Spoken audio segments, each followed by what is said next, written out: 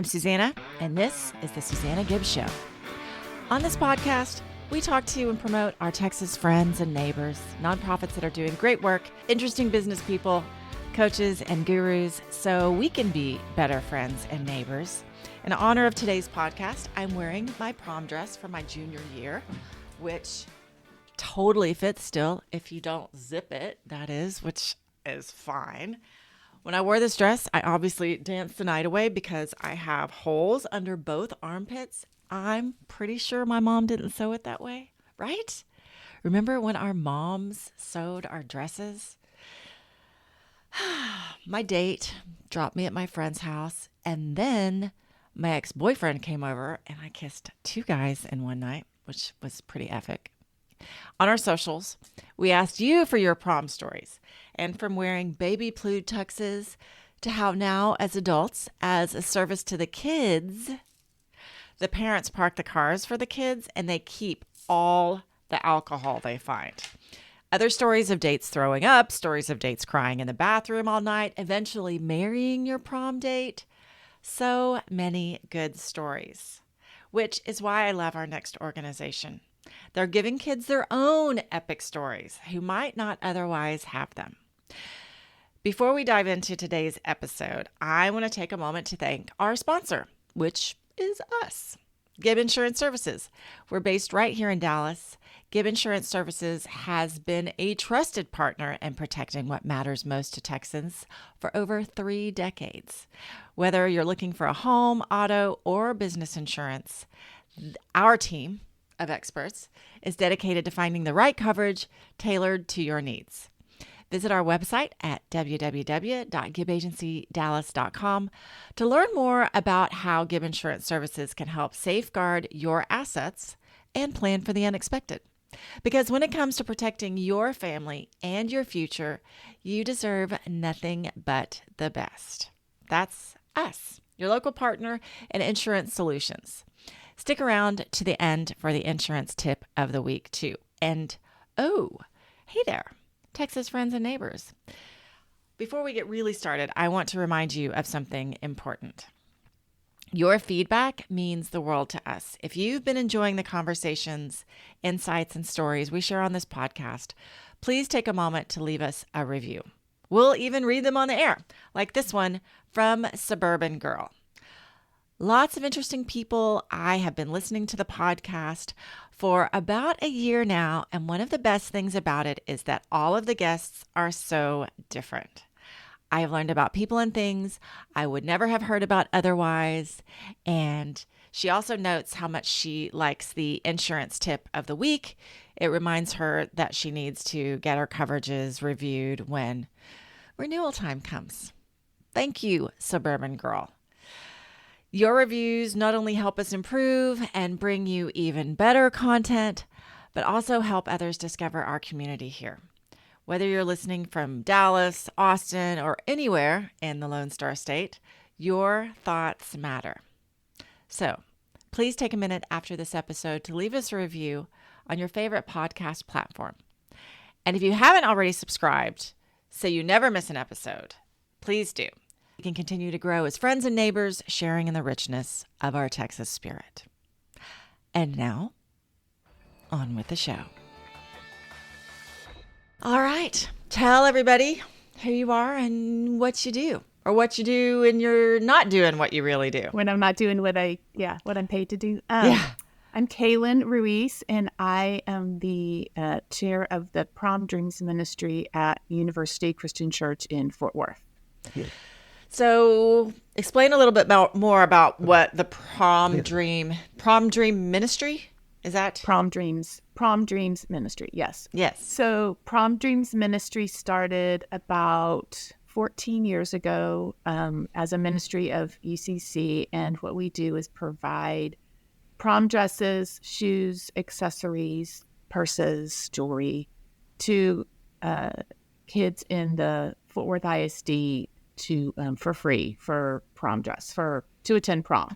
So we up until this year we're open for business or advertise to the schools in the Fort Worth school district only. This year we opened it up to all high schools in Tarrant County. So we have open hours in the spring, typically for about 8 weeks. We open one day a week for 8 weeks.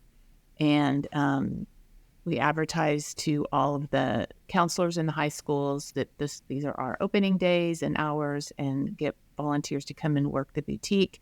And then the kids just come shop. And we averaged about, 15 to 20 girls every day that we opened. And this year had over 220 girls that came through the boutique to find prom dresses. Oh, that's so cool. We also opened in the fall for about 4 weeks for homecoming. So it's not quite as busy, but and that really just started because of the donations we were getting. We were getting a lot of shorter dresses donated, and so we were like, hey, we have the inventory. Why not open it up for another event? So that's kind of our goal too going forward, is to be open more often, because there's always special events around schools, banquets, and graduation, and different things like that require dresses that are a little bit fancy, and they're expensive. Not everybody can afford them, and so we don't want kids who want to go to these events to feel like they can't attend because they don't have anything to wear. So I saw a stat that said 53% of kids do not go to prom. And really? I would think, and I would expect probably not all 53%, but I would even imagine a good percentage of those people is because they don't know what or can't afford a dress. Yeah. It's pretty competitive too. Like I manage our Instagram account, and I try to, I go find all the high schools to follow, just to kind of put us out there so people know about us. And every school, I won't say every, there's a lot of schools that will put Pascal High School Prom 2024. They create an Instagram account so that girls could go, and it's a private account. And so the girls that are going to prom, post the dresses that they were going to wear so that nobody else takes the dress. Yeah. Wow. It was fascinating how many accounts I found like that. And it's like, wow, it's pretty competitive. Well, at least they're organized about it. Like I know that, when my daughter, they've all shared their dresses. So they know if somebody in their friend group is wearing the dress or somebody outside of their friend group, if they're like, that's not in my friend group, it's fine. We're not going to be in the pictures together, but she definitely will go through and she shops what she's looking for on Instagram based on what other people have posted. She's like, ooh, I saw that dress. Somebody wore it to this dance and I really like it. So Instagram has kind of changed the game in many ways. Yeah. So tell me some of the stories about how many people are in the store? What's a typical day like when girls come in? So we're typically open Thursdays from 5 to 7 was our boutique hours this year. And then we had, for the month of April, we were also open Sunday afternoons. But typically on Thursday, we have 2 shifts for volunteers. The first shift gets there 30 minutes early at 4:30 to open up the boutique, turn on the lights, turn on the air conditioner, just kind of make sure things are set up. We invariably had people showing up early to shop, like 4:30 to show up to shop. And so, if there's enough volunteers there, then we'll open the door. But we have slots for 3 volunteers to do a 4:30 to 6 shift, and then a second shift comes in to work 6 to 7:30, and then closes everything up. And we have typically one person that works the dressing rooms to help. A lot of these girls come by themselves, which is really kind of crazy too. And so they're back there working the dressing rooms and helping with zippers and, putting stuff away that the girls don't want, and just, soliciting opinions. Soliciting, yeah. Some of them want opinions, some of them don't. It's just, it runs the gamut of how involved they want us to be. But the staff people or the people that volunteer, they're just so sweet, and they love the say yes to the dress moment, like just warms our hearts every single time. And then from out in the kind of reception area, we have one of those big like bridal mirrors with a platform, so they can go and stand on the platform and look in the mirror, and so we encourage them to go out and look in the mirror and see, because the mirrors in that dressing room, it's a small space, and so they're not the best mirrors. And so that's fun too when the volunteers are working in the kind of the reception room when people come in, for everybody to see, how they look and everything. And then once they find a dress, there's shoes that they can try on and bags and stuff, and we help them with accessories. A lot of these girls have never put on a dress like this. Like, this is their first time to put on something this fancy. And so, we help them with the accessories, and a bag of their dresses, like it's, a real boutique. We put the plastic bag over it, and we have bags for their shoes and everything, and the little jewelry, mesh bags for, we kind of do it up, it's not just a Target bag to say, here you go, here's your dress. Well, do you have very much a boutique type experience? So what do you charge? You don't charge anything for these things? Nothing.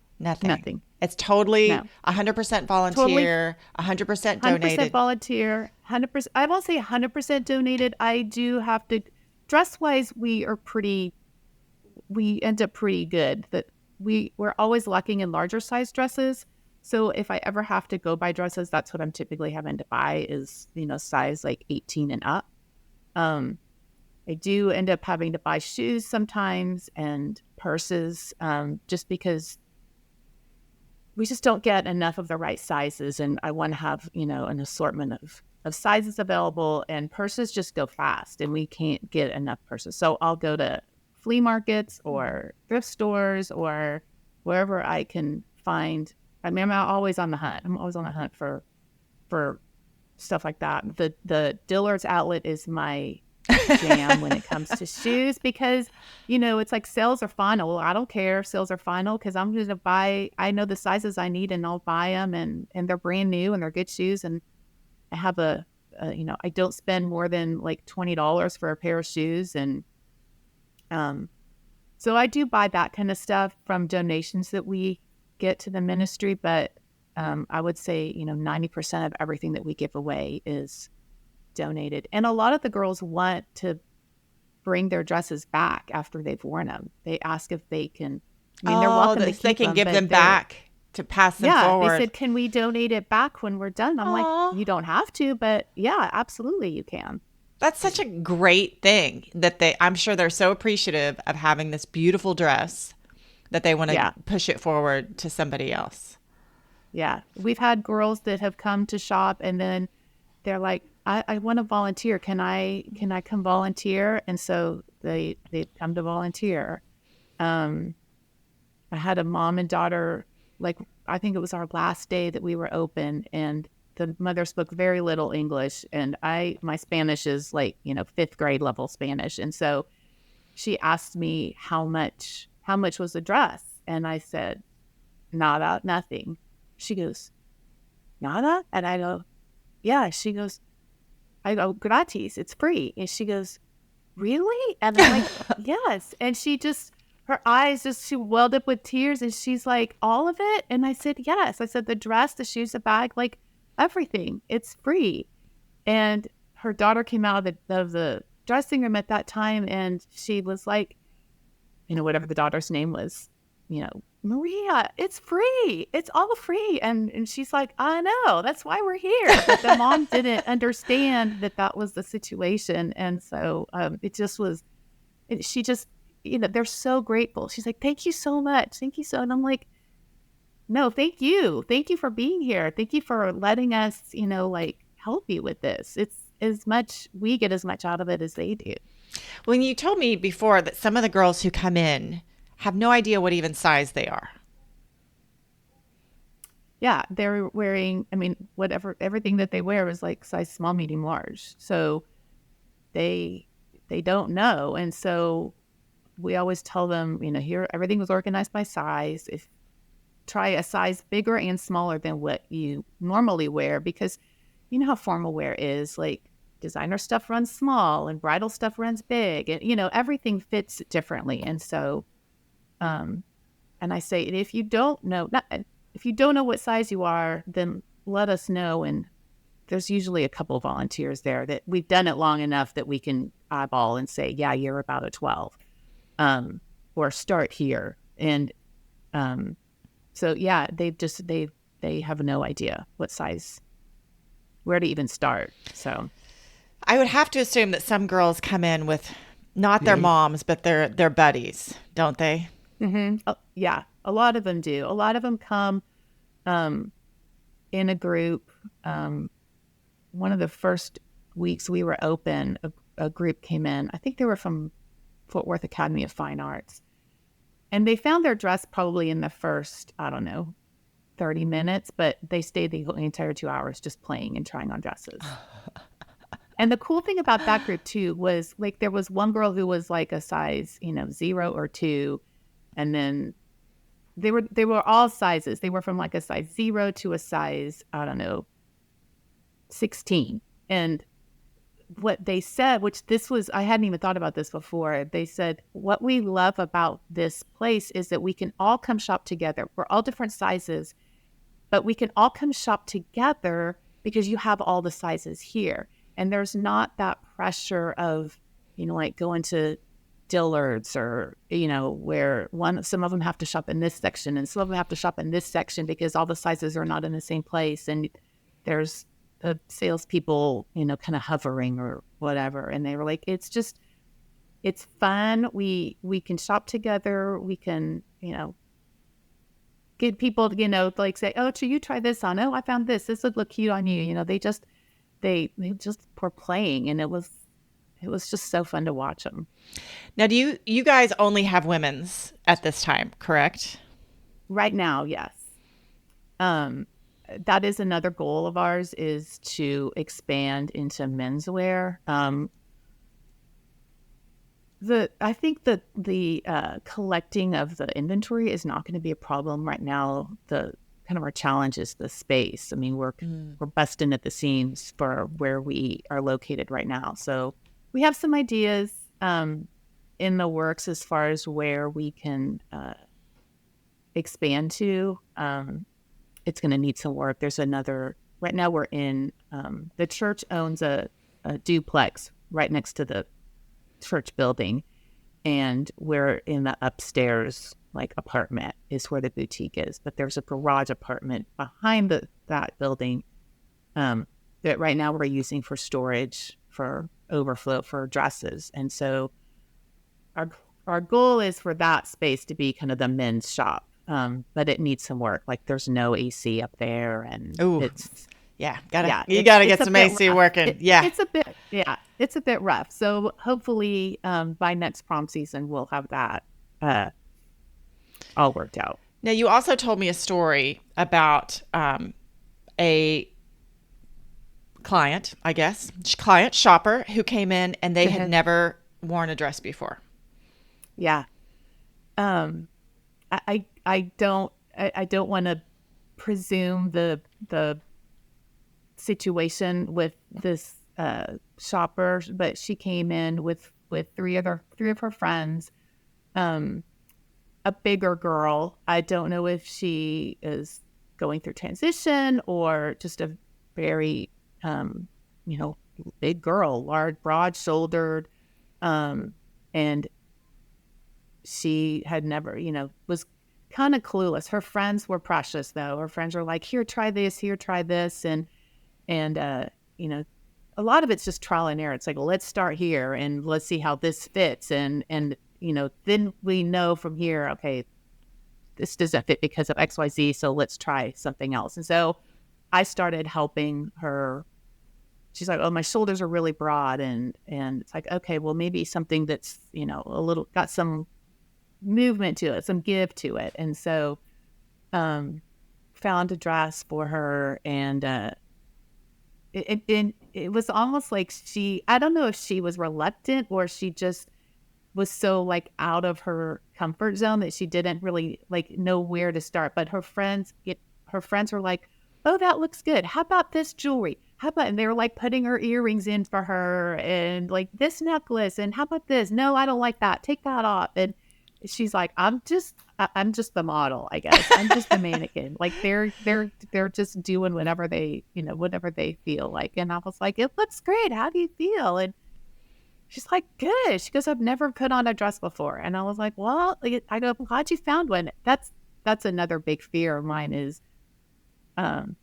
especially in the larger sizes where our inventory is a little bit more limited, that they're going to find something that fits. And I just, I hate the idea of somebody leaving empty-handed. So, have you seen, I thought about this. I've seen a couple different TikToks and things on Instagram where ladies, and I say ladies because it's ladies in 30s and 40s, they'll have a party at their house and everybody has to find something from Goodwill and dress up and come to the party.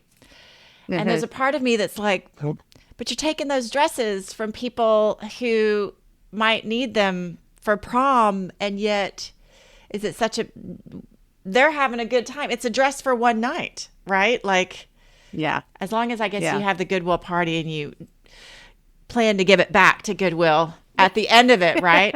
At the end of it, yeah. Yeah. It's like Rent the Runway, but you're just yes, buy and donate. I guess at the end of the day, like you're buying it, so you're giving back to Goodwill by buying it, and then you're going to donate it again. So it's kind of a double dip donation, kind of. Yeah, I like thinking of that. I was trying to, my daughter was buying a dress, or she was about to go to a dance, and my husband was like, well, why can't she just wear that dress? And I was like, oh, no. Bless your heart. Yeah, you can't do it. You can't rewear the dress. So it's nice to know that dresses can have a place to go and live and move forward. I remember we would get together with other schools in like the nearby towns, like the nearby suburbs. My mom would know somebody and we're like, oh, do you have a dress? And we would swap and stuff because it can get expensive really fast. Did you go to prom when you were of that age? I did not. I was in the band, so I was a little bit of a nerd, and we had a band formal, and so that was our kind of excuse to fancy and get fancy and dress up. And my mom actually made my dress. Oh, my mom made one of my dresses too. Yes. Yeah. That was back in the 80s, and so there's no way my mom was going to spend however much money on a dress like that. So she made it. It was like a powdery, not powder blue, but kind of a like slate blue color. It actually was. I mean, I remember it now. It was not the kind of big confectionery 80s type prom dress that you have in your head. It was not quite so over the top, but yeah, she made it. I always heard that the band kids had some of the best parties. Like you guys were like under the radar as like the band nerds. I told my daughter that. I was like, dude, they're having some of the best and craziest parties. There's music, there's dancing. They're having a good time. They were pretty good. Yeah. They were pretty good parties. Yeah. So I was looking around on the internet for prom fails and prom stories. Because I remember I went to a small school and I got to go to prom every year because there was only so many kids. And so I think the first year, my friend's dad rented a limo for us and our two dates. And at the end of the dance, the limo didn't show. So we were like, okay, well, we'll meet back at the house. I was spending the night with her. And so I got back to the house before her, and I'm going in the house and I set off the alarm. And her dad comes like rushing out in his underwear and he's like, where's Emily? And I was like, oh no, this is terrible. You're in your underwear. Emily's not here. So I was scarred. And I thought it was like, wow, we're about to get in trouble. I do remember my the band formal that the dress my mom had made. It had kind of a wide sash or something, and maybe she was finishing it last minute. I can't remember, but for whatever reason, she had to sew me into it, like sew the sash over the zipper so that it would stay, or there was a bow, or I don't remember. So basically I was sewn into the dress. So when I got home, I had to wake her up to get me out of the dress. Mom, get the seam ripper. That's awesome. I'm like, okay, yeah, I'm home. There was no sneaking back in the house and saying and avoiding the a million questions of how did it go and did you have fun and whatever. It was like, no, I got to wake you up so you can get me out of this dress. I found a couple other ones online that I was going to share with you. And this one is actually from Jimmy Fallon. It says, my friend ripped his tuxedo and spent the night crying because he thought Men's Warehouse was going to sue him. So, I mean, I can just see that. There's always that one person who spends the night crying. Like, I swear, It doesn't matter how old you are. There's going to be a girl in the bathroom crying about something. I liked this one too. When I was putting on her corsage, the pin was bent. When I tried to fix it, I accidentally pulled her top down in front of her parents. Oh, can you imagine? Trauma for both of them. Oh. Yeah, that's awful. Yeah. And then this is the last one I'm going to read. My husband took 2 sisters to the prom. He was dating one of the sisters, and he thought that the other was just tagging along, thinking her date was meeting them there. All of his friends said they wish they were as lucky as he was. He thought he was just being polite. Oh, clueless. That's so funny. Yeah, I think it's so great that you do what you do, because there is so, like, everything when I was researching this, it was talking about not everybody's prom experiences are great. There's a ton of prom fails, but how important it is for kids to go to these things, to have these stories, to feel included. Like, you may not have gone to prom, but you went to your party with all of your friends. And that's so nice that you guys are able to give that to people.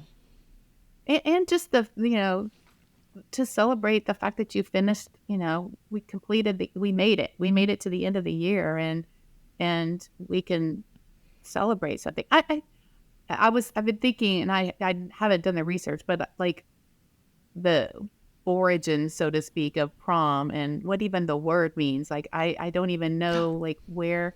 Oh, do you know? It's a promenade. Actually, I saw that. It is. Oh, okay. It is the presentation. Like when people used to go dress up and walk through Central Park in their finery, like on the Downton Abbey or whatever, when they would go promenade through the park and be on display. I guess have a Bridgerton moment. Yeah. Okay, that makes sense. Makes sense. But were you going to go with something you didn't even know where?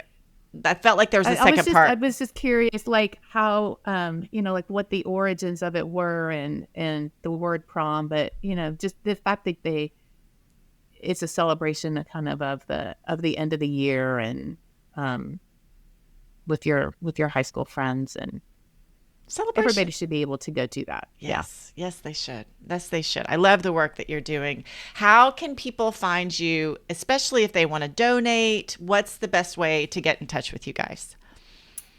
So UCCFTW is the website for our church, University Christian Church in Fort Worth. And there's on the ministry page, the outreach page, there is a little blurb about Prom Dreams. You can make financial donations there.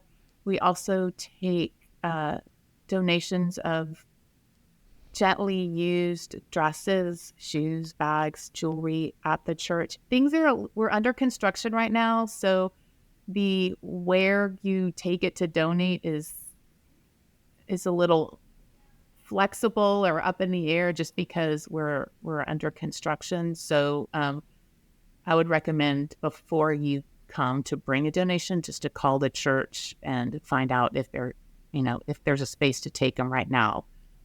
During normal times when we weren't under construction, they were always taking donations, but it may be a little bit different now. Okay. So I would call before you go.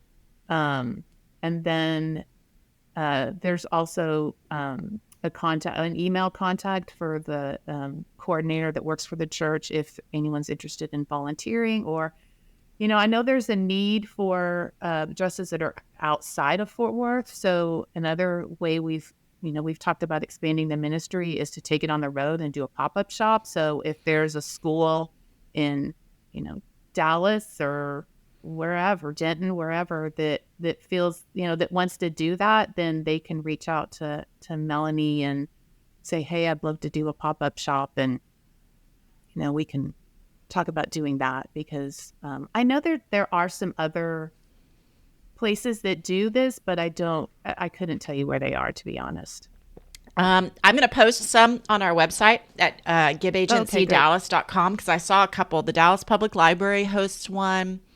And then there's another one, and I can't remember. It was like it's a girl's name in there, but we'll post all that on the website too, with your information as well, so that people can find resources maybe where they are. Yeah. Yeah. Thank you so much for having me. Yes. This has been a treat. I enjoyed it. And then do you have an Instagram page too, correct, or no? Yes, it is. Oh, geez. It's UCC _Prom Dreams, I think is what it is. Okay. I should have had that handy. And my phone is across the room. So. That's all right. We'll post it. We'll find you and we'll post it on the website as well. Yeah. So thank you so much for being here. We appreciate having you and all the work that you're doing to make these kids' prom dreams come true. That's right. Thank you so much. Yeah. Take care. I love that. Once my girls don't need their dresses anymore, I know where they will go. And there are other organizations like this one. Go to our website, gibagencydallas.com, for more listings and how you can help or get involved. And now, our insurance tip of the week. If you have a Farmers policy and your home is close to $1 million, then Farmers is likely not going to renew. Now, this is in Dallas, so definitely check where you are in Texas, but I think it's statewide. And since there are less carriers accepting new business right now, get a jump on that so you have plenty of time to shop with your Texas independent agent. Also, look, how cool is this? 3 years ago, one of our goals was to win this award. We wrote it down. We didn't even know how to apply or qualify for it, but thank you again for this. We are so honored. It is truly a testament to goal setting. All the feels, you guys. Thank you. Thank you again for being here with us. Join us next week as we shine a spotlight on our Texas friends and neighbors who are making a difference. From nonprofits tackling local challenges with unwavering dedication to businesses that redefine entrepreneurship, coaches who mentor the next generation of leaders, and gurus who share wisdom that transforms lives and changes. Please give us a review on Google or wherever you get your podcasts. Thank you again for being here, and we'll see you next week.